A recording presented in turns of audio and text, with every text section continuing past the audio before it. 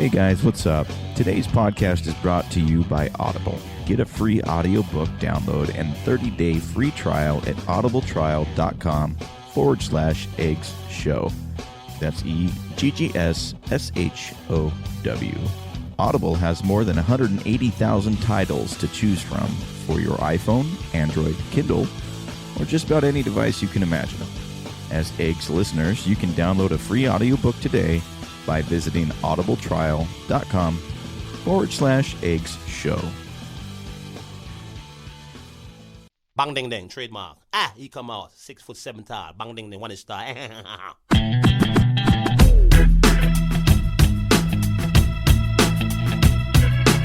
dong ding dong ding dong ding dong ding dong ding dong ding. This is a perfect day. Woke up to the sound of the garbage truck again. Upstairs neighbor's toilet's leaking on my head.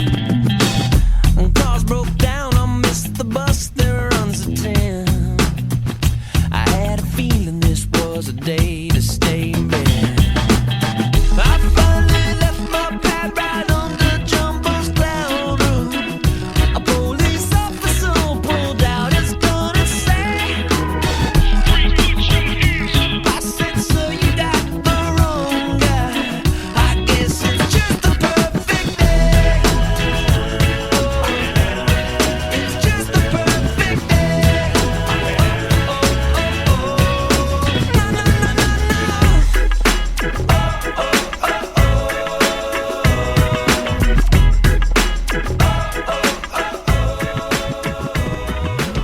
Hey everybody, welcome back to another episode of Eggs. Today's guest is Chris Wallace.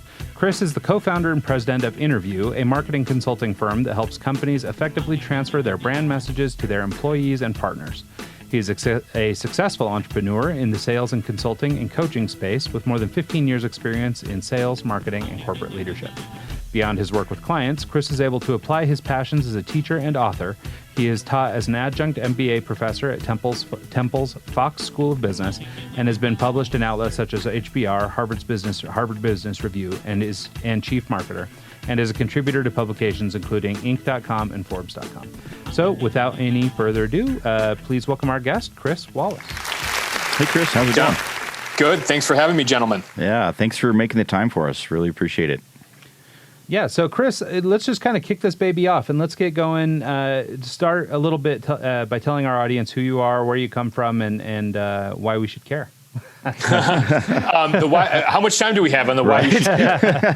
Don't worry, we're easy.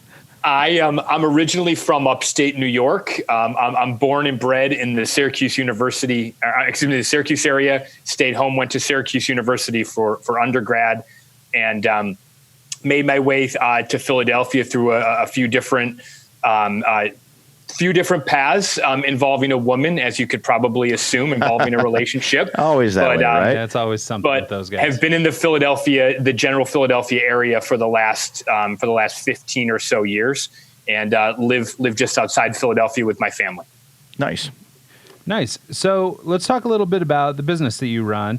InnerView. Explain to us a little bit about what you guys do, and then we'll dig into how it all got started. Sure. Yeah. So InnerView is a consulting firm that some partners of mine and I founded, essentially to help consumer brands align their marketing, their external marketing strategy with their internal teams. For a long time, the partners that I've worked with, we've worked for companies that have major consumer presences who are bringing a lot of products to market, who are trying to win favor with the consumer. And what's happening is they spend all this money to advertise and distribute their product and brand messages directly to the consumer. But the people that talk to the consumer every day, whether they're in retail stores or in call centers or their direct sales team, none of them talk about it the same way. The disconnect between the marketing side of the house and the frontline representatives, whether they're in sales or technicians or customer service, that gap was so huge. So we looked at it and we said, organizations are spending so much on marketing and advertising that even a little bit of a breakdown between what they're telling the customer and what the customer experience is in this age of customer experience focus, we looked at it and we said, man, that's got to be worth a lot of money. So that's why we founded InnerView, was really to help marketers close that gap and better align their brand with their employees who are out there talking to customers. Yeah, no, I think that that's a really great spot to spend energy right now because, especially like you mentioned in this sort of super consumer-centric, experience-driven market, it makes a ton of sense. Also, I don't know if you've heard it recently. What's the guy from Story Brand? He's basically thrown kind of a gauntlet at branding versus marketing. And so I think that this is kind of an interesting thing to be talking about because there's a lot of people, trying to drive brand and marketing apart right now versus, sort of looking at them all as one type thing. Donald Miller. Yeah, Donald Miller is the guy. So anyway, I wonder, how does your sort of perspective work on that? So, I mean, obviously you're trying to get brand and marketing to sort of work in concert with one another. How do you guys do that? Well, I think it's brand and marketing and then really the sales and the customer touch points. So the approach that we take is, some of this is founded in employee engagement and in employee experience principles as well, which is the people who sit at the front line. So think about the brands you typically interact with. The people who are out there interacting with customers every single day, they're typically some of the lowest paid employees that work for the organization. They have they have a million different initiatives being thrown at their head. They have a million different priorities, and they're expected to keep it all straight and still deliver a great experience to the customer. Well, rather than looking at those folks as an audience that we need to try to cram one more thing down their throat, we really look at them as an audience that needs to be convinced at how great their brand is or how great a product initiative is.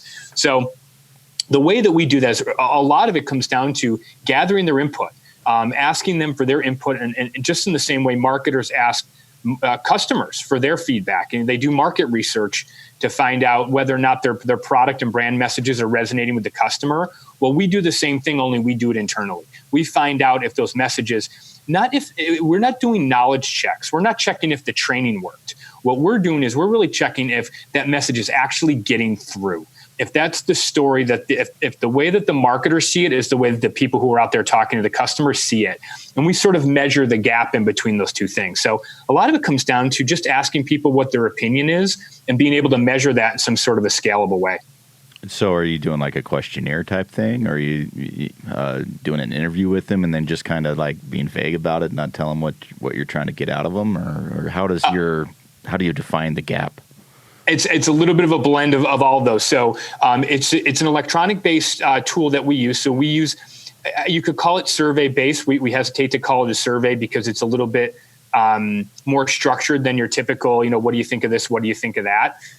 We had worked with a market research company who was gathering market research and voice of the customer data and sort of adapted that methodology. And it's a very structured approach that we take. But what we're doing is we're taking the different aspects of a brand or different aspects of a product, and we're breaking those. We're taking a product and we're breaking it out into anywhere from 10 to 14 different components. Think of it as sort of the feature benefit set. We're taking the value proposition and exploding it, basically. Okay. And then we're measuring the attitudes and opinions that both the corporate teams and then the frontline teams have toward those different attributes of the product or those critical elements. And then we're comparing their answers. We're looking at the statistical comparison between the way one audience is answering it versus the corporate team. So the people at the front lines, really all we're asking them for is their candid perspective on how well they think their company is doing in certain attributes. They're rating their brand on certain attributes. And the places where they're rating them the highest, well, those are the places that they have the most confidence. But they may have the most confidence in it, but is that what the corporate marketing team and the brand team wants them talking about? That's where it's almost like, to use my wife's phrase, it's like playing 3D chess. We get this data back, and then we go back to the corporate teams and say, here's a comparison between what you think and what they think. That reminds me of an episode of Big Bang Theory where they had 3D chess set up. Okay, well, cool. Well, I feel like now we've got a pretty decent view of what you guys do. Let's talk a little bit about how you got there. So, you are one of the co-founders of this company, right? So, but I mean, you probably didn't come right out of school doing this. Well, what does your trajectory look like? You ended up getting an MBA from Temple, right? I did. And then you went from there and started working for a minor league baseball team, right? Was that kind of how you got your feet wet in this kind of like trial and error and working with? Actually, the minor league baseball was in a previous life. That was during my undergraduate days. Okay. I worked in minor league baseball, and I still say to this day, most of everything I needed to know about customer experience, I learned from working in minor league baseball. Selling peanuts or I did stadium customer service and operations. Let's put it this way: if a soda got spilled on somebody from one of the suites above, I was the person who had to go in and help clear up the situation, right? Nice. Help make the customer happy. And, somebody pays $7 for a minor league baseball ticket and they want the world and they expect you to be, and that's not to diminish it. They want a good experience for their family. And I learned early on how important it was really to understand that customer and really be focused on the right outcome for them. So that's sort of a thread through my whole career. Did you learn the hard way or did you learn just kind of observing? Because I tend to learn the hard way. I'll say something I shouldn't, and then the boss comes in and tells me that. So it's funny. It was the exact opposite. So the boss was the one that was more likely to say the wrong thing, and they stopped sending the boss and they would send me. And it's just, it comes down to, listening and letting people vent and trying to understand the perspective that they're coming from. And I have my pose that I do where I'd put my hands behind my back, I'd bow my head a little bit, and I'd listen to them. I would not, and believe me, I like to talk, but I learned to just shut up and listen to them and hear them out. And after they vented, they almost always felt better. And then I was always in a position to be able to help them. But again, that same principle, all the companies we work with, whether it's in the telecom space or the manufacturing space, really helping them institutionalize some of those practices so they are driving their brand message home and driving that customer experience. It's not any more complicated than working in a minor league baseball stadium. Well, it's true. And, it's funny because, we always say this to our kids that, we sort of feel like everybody needs to have a little bit of time working customer service, whether that's at the ballpark or like in my case, I worked in a consumer, like in a store, not Walmart, but something like that. And, the experiences I had dealing with angry people and happy people and, what you could do to change a person's day or whatever, like those experiences that you engage in over the time that you do customer service, whether it's fast food or whatever, are, basically, like you're saying, they sort of shaped the way that I handle business today. Well, it also, if you've worked in the Denny's as a server and have been constantly like yelled at and had bad experiences, not to be that customer. You know how it feels. There's so many people out there. I see some interactions. I'm like, how does that person even cope with life, let alone getting your meal right at Denny's? If you can't handle pickles coming out on your cheeseburger without a meltdown, right. What's it mean? What happens when the car breaks down? Well, you guys bring up a great point. Honestly, I think that think about a Denny's. Think about any of these brands. Who's the face of their brand? Who is the person that is impacting that customer's experience more than anyone else? Well, yeah, to your point, it's not Mr. CEO. It's that frontline associate that's making $6.75 an hour and working all night. Yeah. That's exactly right. Break down crying when the guy chews her out for no reason. I've been there. I've had to tip her $20 because I felt bad. I was like, here, that was horrible. I'm sorry I didn't stand up and defend you. But Denny's might be a little bit of an extreme example, maybe, because you're talking about wait staff, and that's a hard gig as it is. Yeah. But think about, this cuts across. We do work in the banking space, and I've had conversations with our banking clients about the people that work in bank branches. The people that work in bank branches don't have Harvard MBAs typically. These are folks that that come from, and again, these are the most critical people in the organization. They're the front line. They are shaping the customer's opinion. 100%. Yeah, no, that's true. So let's, sort of try and get back on that track about how InnerView came to be. What made you decide to go into business for yourself? I always say I'm an accidental entrepreneur. I went and got my MBA to climb the corporate ladder.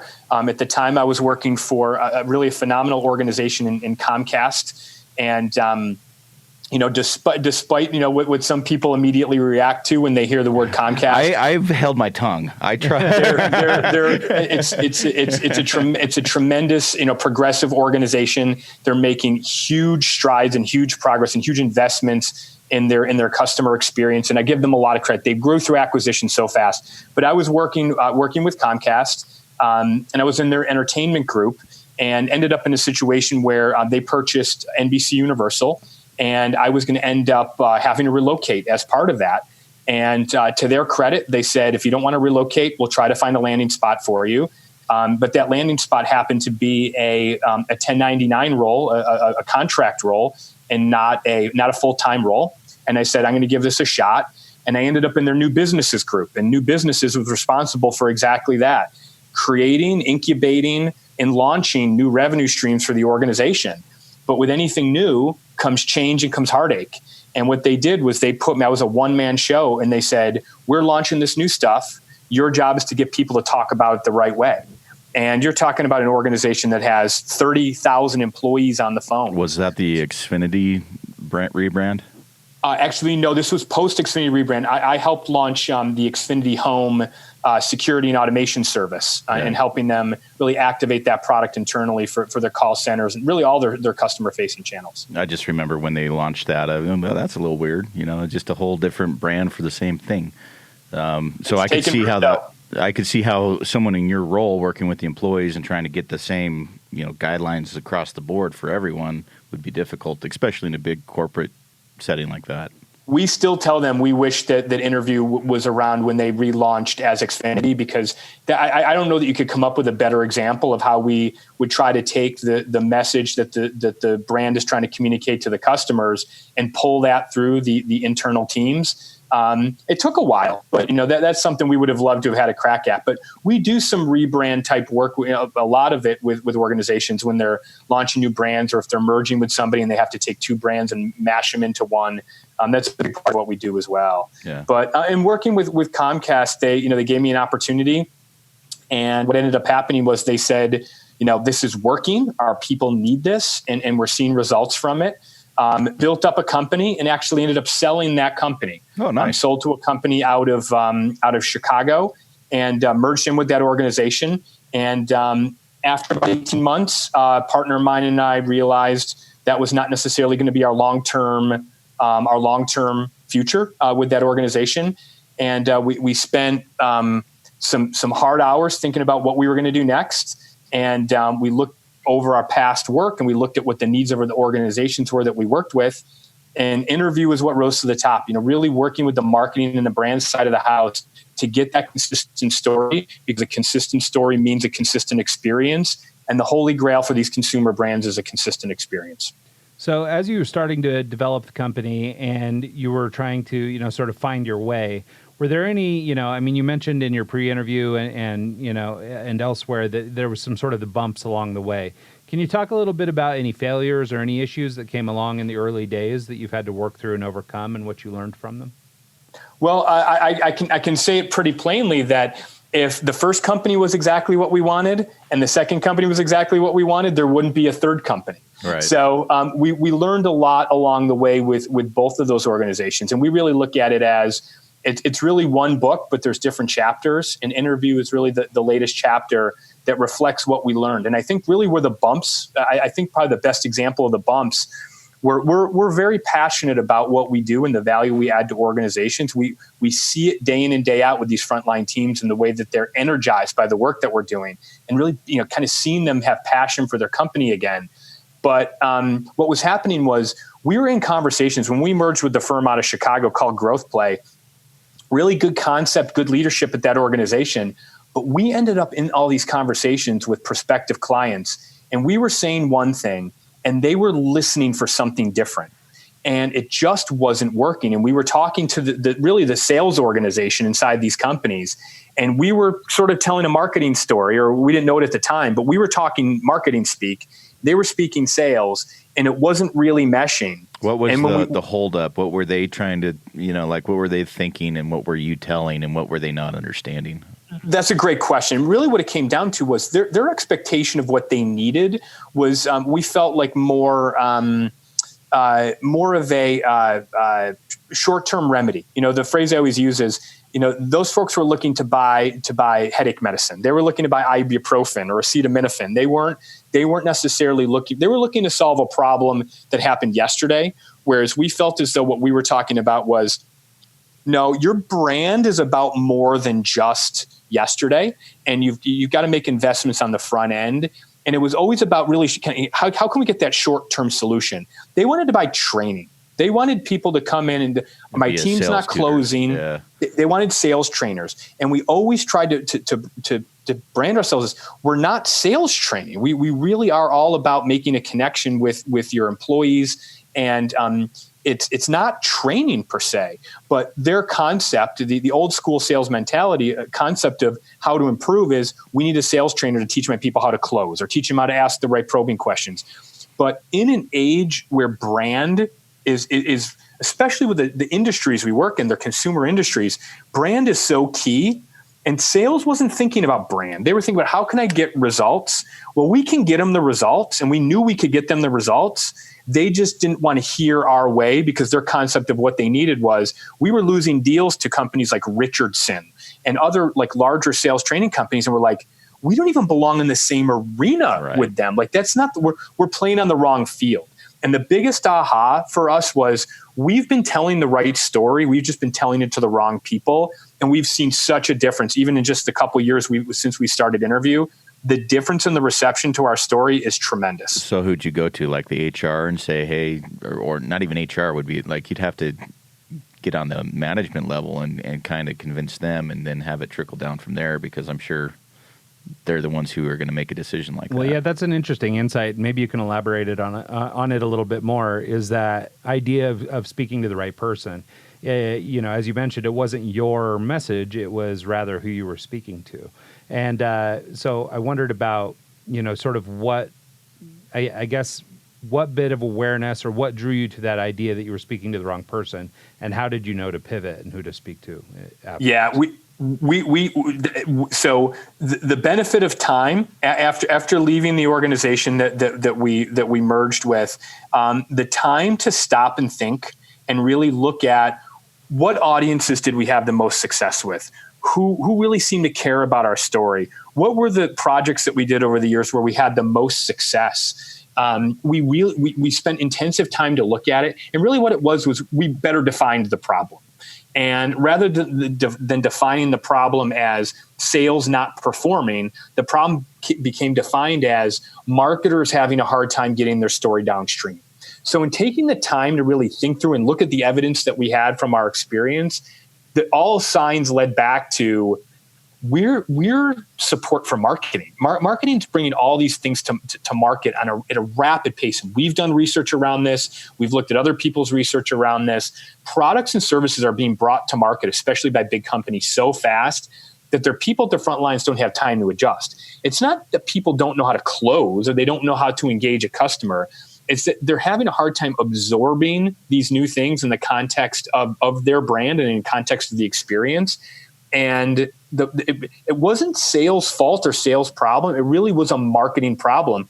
And we found marketers more than willing to say, yeah, we've got a real challenge with getting our story downstream and keeping that story intact. So it really was just a lot of reflection on what we saw in the marketplace, what we saw from our project, and really where we saw things working and what clicked the most, and really focusing on those things. So when you approach a new business, say, widget company down the street, and they take you on as a client and you do the initial interview and kind of like probing questions. What are you asking them? What are you trying to figure out that you can develop a game plan on and then kind of go from there? How does that first initial consult go? Yeah, I mean, there's two big things that we want to know. The first is what's hot and important to you. So, what are the things that you're going to be bringing to market as an organization? And that, like I said, could be products and services. It could be campaigns and promotions. We've done work with companies where they say, listen, we do this quarterly promotion every year, and we just never seem to get the traction we want. We need somebody to help us activate it.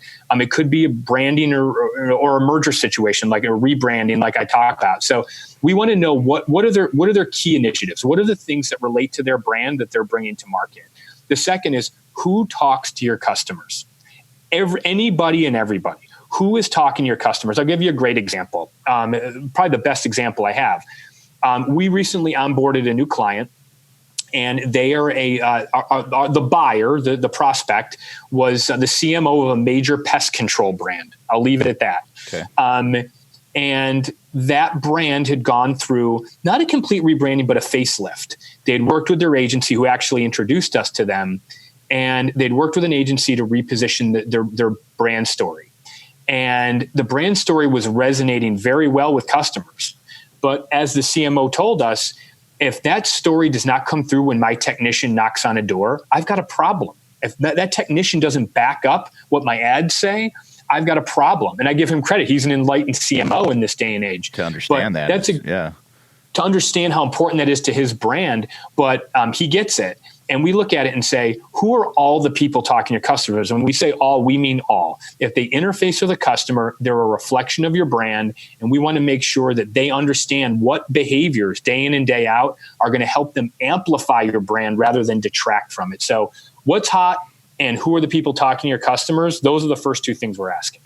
Okay. Well, so it makes sense that, companies are obviously trying to, I guess they're becoming aware, or they're coming online that, consumer experience, customer experience is so important. And, as you mentioned, this particular CEO was a little bit progressive or a little ahead of the curve in that he understood this. But what is it that companies are struggling? Why are they struggling? Where are the break points where, in delivering this customer experience? I mean, is it something to do with the, top down lack of vision, or is it, bottom, something bad happens in the media and it's working its way back up and causing harm inside the company? Where are you seeing your biggest issues? Yeah, I think that the simplest way I can think to answer it is when it comes to preparing people to represent the brand, it's a little bit different than just doing a product training, right? It's really understanding what role they play in delivering that company's, kind of core messages, core promises every single day. And we look at the methodologies that companies are using to kind of get that message out. And we actually did a research study with a customer insights and market research company called Focus Vision. We partnered with Focus Vision. We did a research study, and what we found was when we asked marketers, how are you spreading your key brand messages to the people at the front lines? And they said two things: product training and email. And we said, okay, so think about you as an employee. What is going to get your attention and motivate you to act in a different way? I wouldn't think that product training or email are going to be high on your list. So what we bring to the table is a new perspective on, if you want to get their attention and you want them to act differently, well, you need to do things differently. And if you deliver the most cost-effective communication you possibly can, being email, and you expect that that's going to get their attention, and it's going to be filled with an inbox filled with 100 other messages, you're mistaken. So what we bring the perspective of is, don't just double down on all the things you were always doing. If the email wasn't working, don't send more emails. If the training's not getting through, don't do more trainings. But the reaction by most organizations is, if the message isn't getting through, we're going to do more of the things that we were doing before. But that piling on can actually make the problem worse. What we do is we help them step back and reframe the problem and look at these audiences more as audiences to be marketed to, not groups to be trained. And in doing so, we help them get their message through in a much different way. So, it's a long way of basically saying they just double down on they just do more of what they were doing before. They see it as a volume problem, not a strategy problem. The strategy of reaching the audience is what needs to be relooked at. Yeah, no, that makes a lot of sense. And I think it's a pretty smart approach. How do you then, I guess, as you're sitting down with your client and you're trying to determine, what's a home run, and you're trying to make this change, how do you measure the consistency of this brand story? So, I mean, some of the things you're talking about are pretty ethereal, right? It's all the way down to, the Chick-fil-A, telling everybody my pleasure working for you, all the way down to the uniform or the way the way they're dressed or they carry themselves, all the way down to maybe the pen with the logo on it or whatever it is. But so there's a lot of different touch points. And so how do you measure, the overarching brand story to be sure that you are being consistent end to end? And then, one step further, how do you handle some of these ethereal things? Yeah. The simplest way to answer that is I referenced it before, but we have a measurement process. We have a measurement tool that we use, and it's called the brand transfer score. And this is one of the things we actually started developing this even before we launched InnerView. We said if we're going to say the message is breaking down, and we know the message is breaking down, we have to be able to measure that breakdown in some way.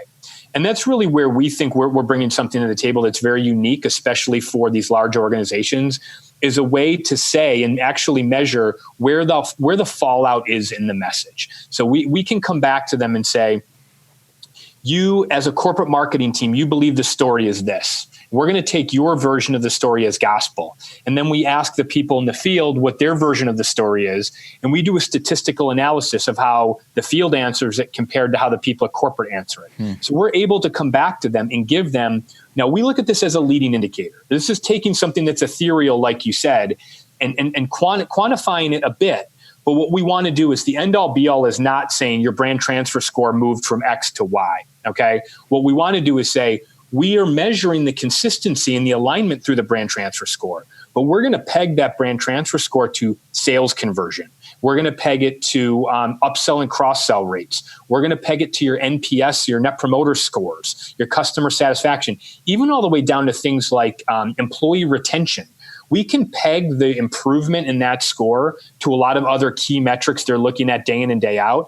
We do not want to be having these ethereal conversations. We want to talk about hard metrics, but the way we get there is to have our compass, which is the brand transfer score, help guide us where we need to go.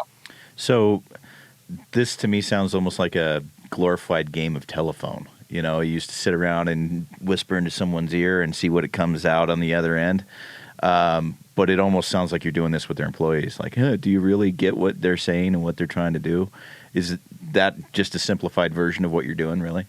So one of my measures of success when I have a conversation with somebody for the first time is, can I get them to say, oh, it sounds like a game of telephone? If I can get them to say that, they understand. I was just writing it down right here for my new salesperson. But if you can get them to say the game of telephone, they've instantly, as soon as they get to that point, they understand what it is that we do. So my response to you is, it's absolutely true. But if you are think about if you are the person who controls the purse strings on a major marketing budget, an advertising budget, and you cannot get the people who talk to your customers every day to even come close to representing the same story that you're paying your agency tens of millions of dollars to send out via various, media channels, that's a real problem. If you promise the customer one thing in an ad and they experience something different, we call that brand dilution. Mm-hmm. And that's part of what we studied. And marketers are telling us, we know we have brand dilution. We believe we have brand dilution, but we just don't know what to do about it. It's just something that it's always been there. But ultimately, that game of telephone, we had an article published today actually the headline was the costly game of telephone that your brand is playing. And that's exactly what you just described. Nice. So what do you guys do? And, not to go too far back, but you were talking earlier about the CEO who was pretty self-aware and realized, that this was a problem and recognized the importance in this. How do you go about customer acquisition? Like I imagine that these types of guys, these CEOs who really have an understanding, and maybe it's becoming more and more the norm, but there's got to be a generation of relic CEOs out there that maybe it's their ego or whatever, but they just don't seem to ascribe to these things, or they don't recognize the problem. How do you go out and find new business when you've got guys that maybe don't fully agree with your message? Well, the simplest answer is we want to talk to the marketing department, because we look at it as, and not to correct you, but the person I was referencing before is actually the CMO. He's the chief marketing officer. And by the way, he's been there a long time. And this is not necessarily the most modern industry in the world, sure. But he's still taking a smart out yellow page ads. Yeah, I mean, but and doing the the value packs that come in the mail and stuff that. But these are folks that are looking at their brand. That you're talking about a global brand, and they care about making sure their brand story is right. And I really think that when it comes to how do we go about acquisition, we don't think that people are necessarily Google searching for what we do every day. And we really believe we've reframed an opportunity to kind of reclaim some value for the marketing department. So we're always trying to get in front of the marketing department. From our end, we do heavy marketing from our end. For a company of our size, we're proud of what we do on the marketing side.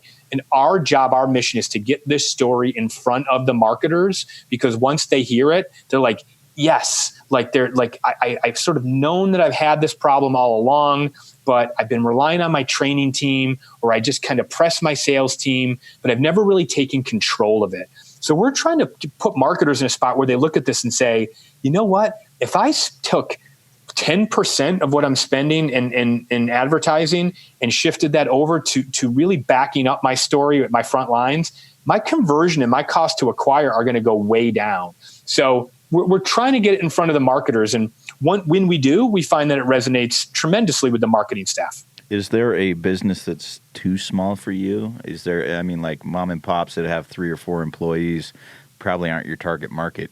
Is there kind of like a cutoff that you kind of focus on? The way we look at it is sort of on the lower end would be a company that's about $250 million in revenue. Okay. Now, could we help an organization that's $70 million and they're growing and they're adding Salesforce and things like that? Absolutely, we could.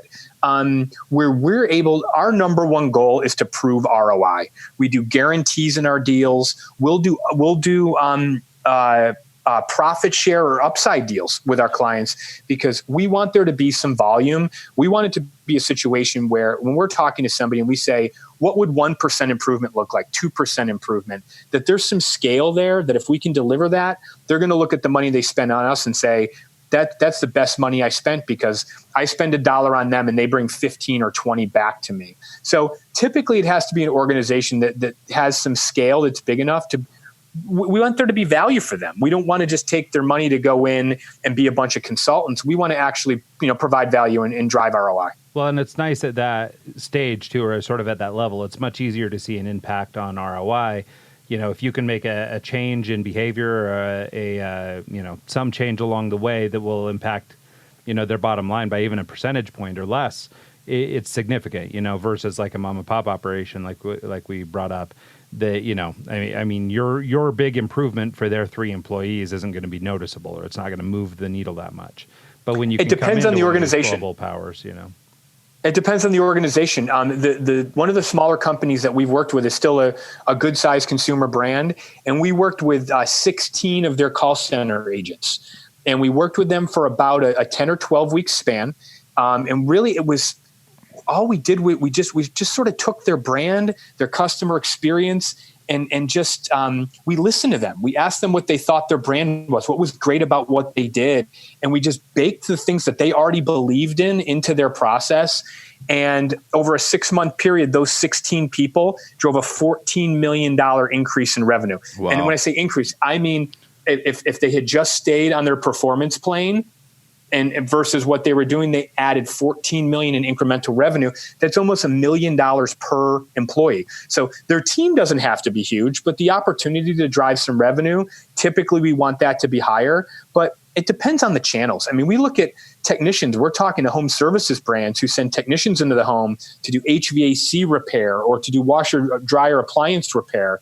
And the opportunity for them to make a better connection with the customer and drive revenue, you're talking about companies that have 2,000 technicians nationwide. You make a couple more sales, not only are you driving a better customer experience, but you're improving the company's bottom line. Yeah, that makes sense. Yeah, it makes sense. So I'd like to circle back a little bit to that idea of brand dilution that you brought up and just how big a problem that is. I think for people maybe outside of the marketing world, they don't understand that term or what it means. And, the major impact that can have, or the significant impact it can have, to a company and its bottom line. Yeah, I mean, what I would say is if you don't understand the concept, what I would ask you is, have you ever seen an advertisement for a price or an offer, and you either called a call center or you walked into a store and you said, I want this deal. And the person that you're talking to is like, oh, I'm not familiar with that offer. I haven't seen that yet. Well, let me go talk to my manager or see, like, I haven't seen that price before. Anytime I'm sure it's happened to most people that you see an advertisement and you show up and you want that offer, you want that deal, and the person you're talking to doesn't know about that. That's a great example of the dilution that we're talking about. Yeah. The response from the customer is, this company does not have their act together. And we have a major client of ours who, one of our stakeholders there said to us recently, we have to stop having our customers educating our people about our products and services. That's bad. So That's think sad, about that. Actually. Think about, but it's not uncommon at all. It's not uncommon at all that, think about auto brands. I mean, we could spend a whole show That's on funny. auto. You said that, I was thinking of Kia, because your brother-in-law that bought the sports car, and Kia is not known for that. And then, sorry. The Stinger? By the Stinger? Yeah. But that's a great example. So Kia launches the Stinger. Okay. What do you do to make sure that the people in your auto dealership can convey that this South Korean manufacturer, who's known for reliability, warranties, and more of a family type vehicle, now is a viable a sports car company? How do you convince people of that? That's different. That's a little bit of a departure from their brand. And when we think about how this trickles down, if somebody walks in and says, I'm looking for a sports car, and the person in the dealership's like, you're at Kia. You're in the wrong place. Whoa. The red Stinger just rolled in off the truck. You got to be ready to be able to say, we're excited about the line of performance vehicles that we're launching. And let me take you over and show you the advancements that we've made. If they're not ready to make that pivot, that dilution happens. And those ads, and if you remember, do you remember how Kia launched the Stinger? I haven't seen a single ad for it. I haven't even seen the car. He's talked about it. I'm like, oh, that's different. Super Bowl ad. Yeah. Okay. It was a Super Bowl ad, and it was Steven Tyler. It was the lead singer of Aerosmith. And Dream On was playing, and he was in the car, and he put it in reverse, and he drove backward, and he got younger. He was driving so fast that he got younger. He got out of the car and he was younger. And it was a younger version of Steven Tyler. That's how they launched it. Think about how much that costs.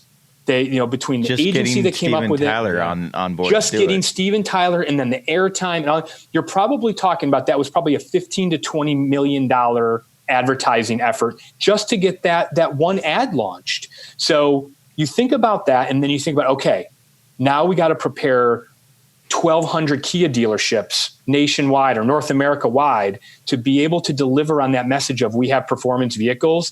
That's a great example. I'm not saying they did a good or a bad job. I'm just saying that creates such a huge potential for dilution if people are not lined up behind the message of Steven Tyler getting younger because he's driving so fast. Yeah. No, I mean, I heard they put a bunch of hamsters out of work, though, because of Steven Tyler. I was waiting for the hamster joke. My wife, on the other hand, did buy a family Kia car because of the hamsters in the commercial. Nice. So, that was the soul, I believe. Oh, yeah. Yep. So we've talked about brand dilution, but let's talk about the flip side. Can you cite any examples that you've come across in your work, either clients that you've worked with or just companies you admire that are doing the right things, that are delivering on that brand promise? You mentioned Nike earlier. I think they do a pretty decent job of that, but can you cite some examples that would be, brands people would know? Let's stick with auto for a minute. How about Subaru? Okay. Local, the U.S. headquarters are in Cherry Hill, New Jersey, right across the river from where I sit. And I was at an amusement park this past weekend, and they have like a water park. And later in the season, right before they drain the pools for the winter, they do a doggy swim. And it's all sponsored by Subaru. Okay. It sounds Subaru's just walking like what they would do. It does, but they walk the walk. Brand, right? That's the point. They walk the walk, and but this is the thing. Not only do they walk the walk in terms of what they do from a brand activation standpoint, they activate it with their employees as well. The people who represent that brand believe in Subaru. They believe in love. That's what makes a Subaru. And really helping people embrace that brand story and that brand message. And it's authentic when they're standing. I started talking to the representative at the booth. They had a brand new Outback out there. I was taking a look at the car. And I admire the way that I would literally say Subaru is one of the very few companies I would say they don't need our help, because I think they do such an excellent job. Some of the other more classic ones that I'd say, you mentioned Chick-fil-A does an excellent job of making, buying fried chicken and French fries, and, an experience, a worthwhile experience. Southwest. I unfortunately don't have a lot of Southwest flights here out of Philadelphia, but I fly Southwest whenever I can, just because I feel like that message of who they are is baked into every aspect of the customer experience, and they are on brand. They are on message every single time. From the jokes on the flights to the people who man the counters to the baggage handlers, they're on brand. Yeah, so I mean, I guess Subaru's, though, they've got somebody coming now. They've got Hyundai is coming out with Hope, so their cars have got Hope now. So Subaru's going to have to keep their eyes peeled. They got Hyundai on their backside. They're going to be hard to cut into that messaging. I mean, they've carved out such a great space for themselves. I admire them a lot. Yeah, really cool brand, really cool company, and honestly, I love that Outback. That's a sweet car. It is a sweet car. So, hey, we have a lot of, growing business owners, people who are just getting started that listen to this show.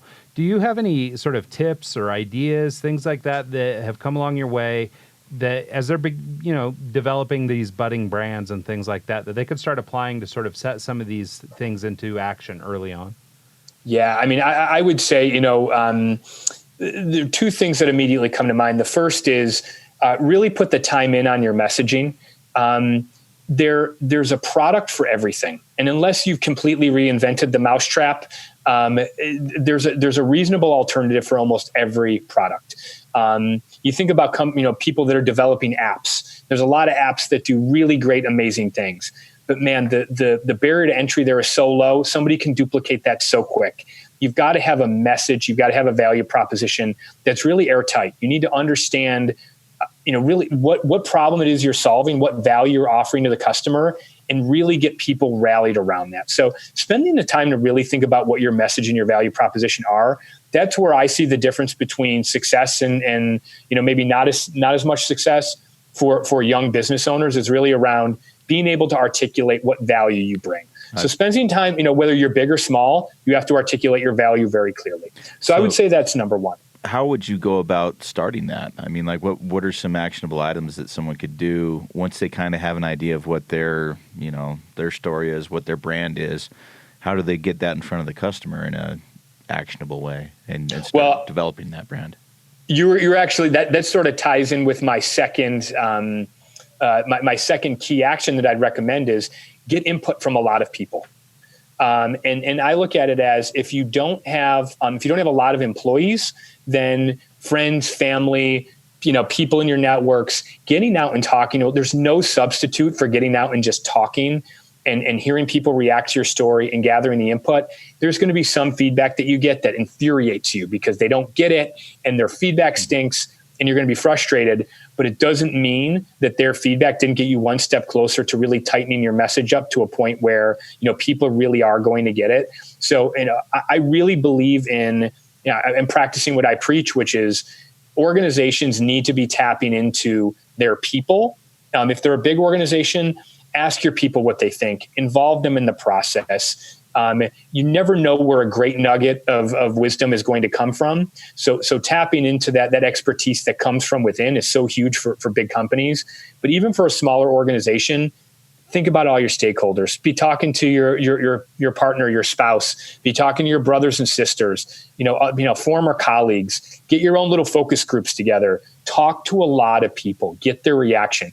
And frankly, the more relevant the audience, the better. So if you are targeting a new industry that maybe the people in your network don't know as well, go out to a networking group and offer to sponsor a happy hour and get their feedback. The more input you can get, the more things you hear coming back, the more it's going to help you hone your message. And again, that doesn't matter if you're Subaru and you're gathering input. I'm sure they're gathering feedback from their employees all the time about how to improve the customer experience and how to show love to their customers. You don't have to be big. If you're a small organization, you could be gathering a lot of input every single day. Yeah. Get a free SurveyMonkey account.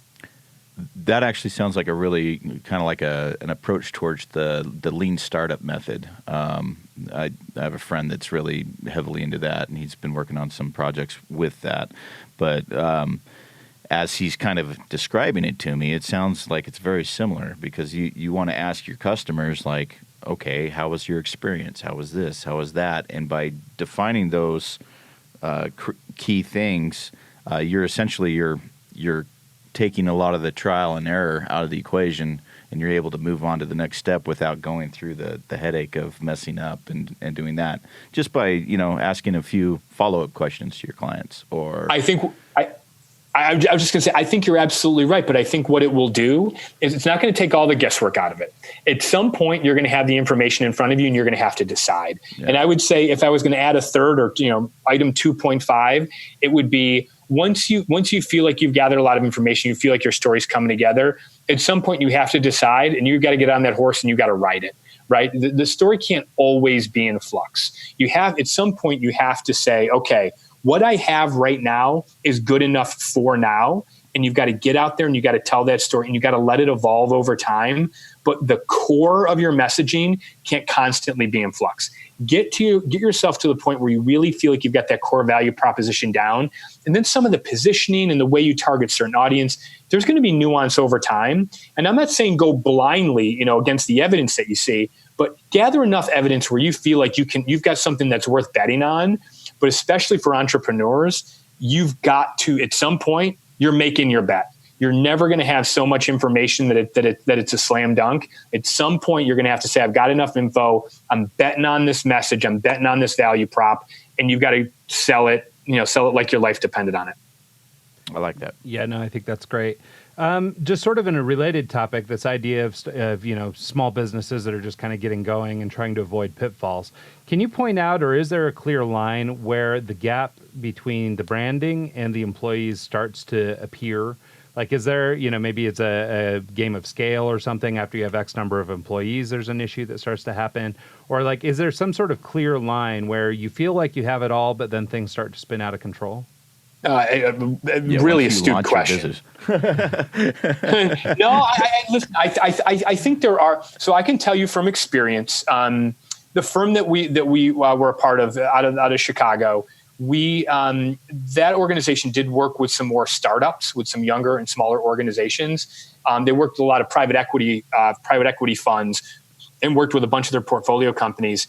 And I'm going to tell you that the element of scale that is going to drive the most complexity and the most challenge is going to be the addition of frontline leaders. Mm-hmm. So when you start to add frontline leaders, so let's say you're an organization that has a sales department, and it's basically head of sales is overseeing 4 or 5 salespeople.